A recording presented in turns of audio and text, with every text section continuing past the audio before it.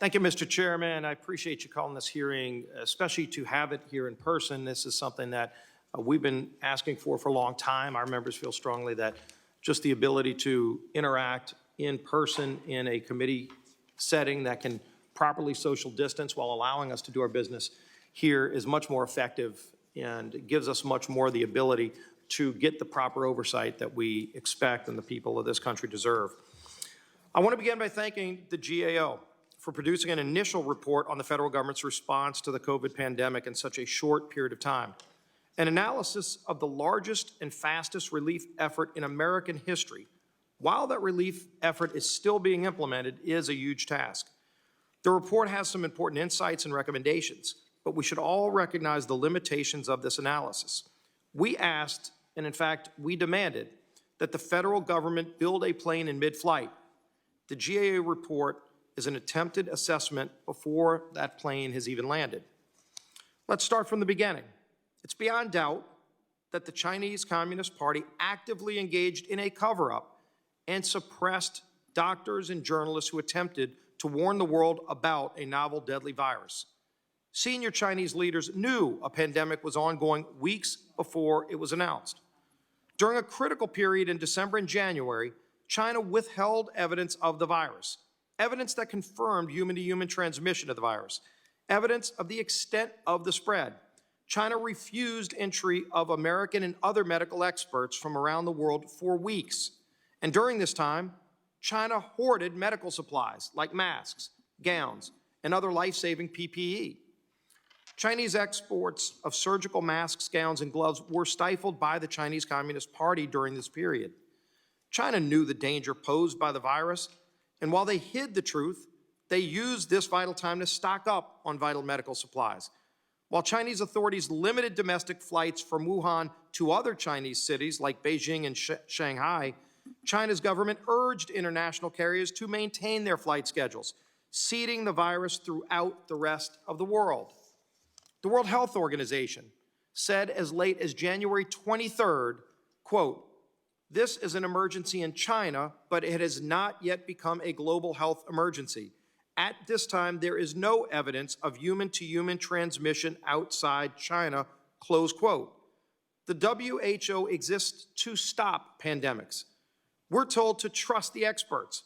And while China was hoarding PPE and sending infected patients around the world, the WHO corruptly misled the world, telling us not to worry.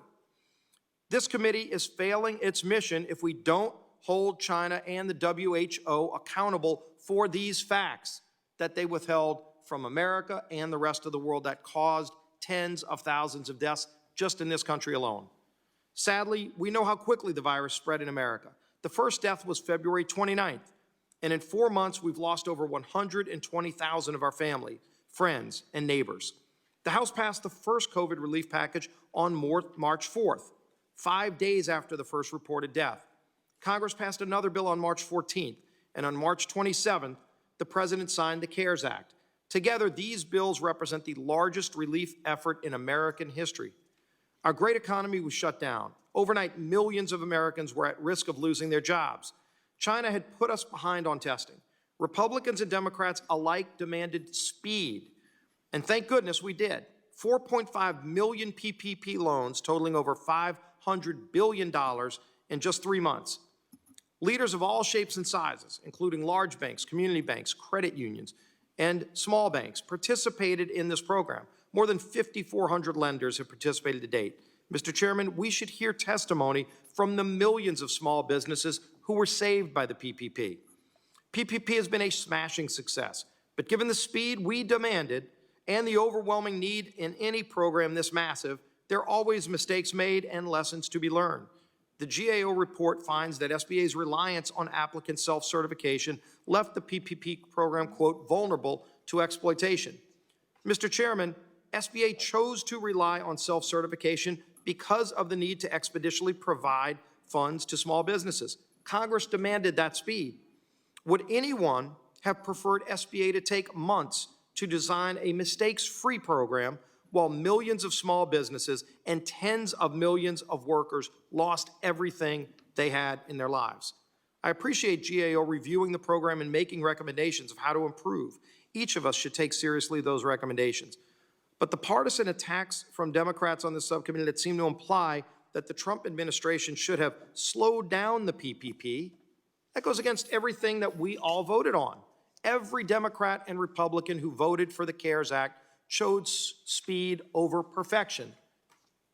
We didn't have that luxury. Our economy didn't. The millions of families who have been saved from this program would have died on the vine waiting for some perfectly run federal program, which I'd love to see an example of that.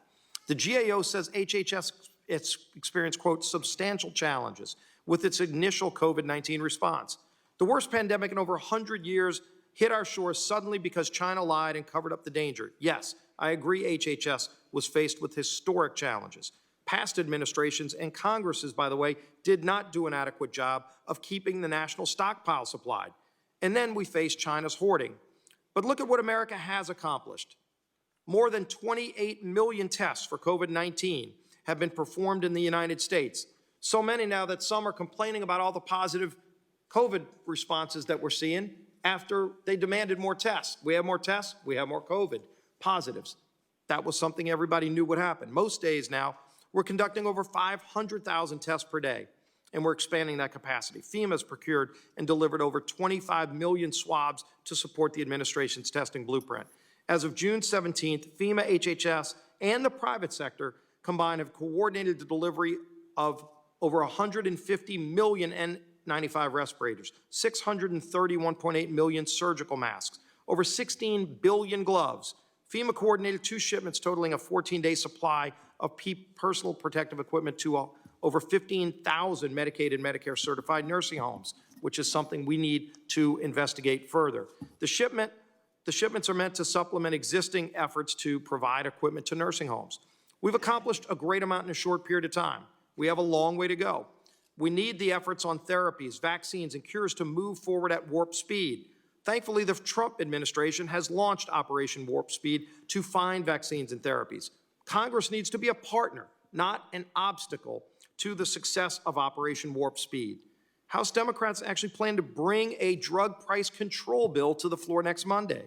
CBO has said that your plan would actually reduce the creation of life-saving drugs. The Council of Economic Advisors says that number could be up to 100 or higher life-saving drugs not brought to market if the bill you're going to bring next week is to pass. There's never a good time to stifle innovation and investment in life-saving cures, but this seems to be an unthinkable time to pursue policies that will slow down the development of a vaccine. I'm calling on Speaker Pelosi to pull this bill from further consideration on Monday. We do not need to be slowing down the search for a cure. We still need to hold a hearing focused on holding China accountable. And while this committee spends so much time trying to find things that went wrong, we should also highlight some of the things we did well, like the PPP, which have saved thousands of lives and millions of jobs. And we should join together and demand that the 5 governors who issued deadly nursing home orders going against the federal guidelines finally comply with the demands that we've sent forward to turn over the data so that we can actually have transparency and accountability for the tens of thousands of seniors who died unnecessarily in nursing homes because those governors violated the federal guidelines. I hope we search for those answers. And with that, Mr. Chairman, I yield back.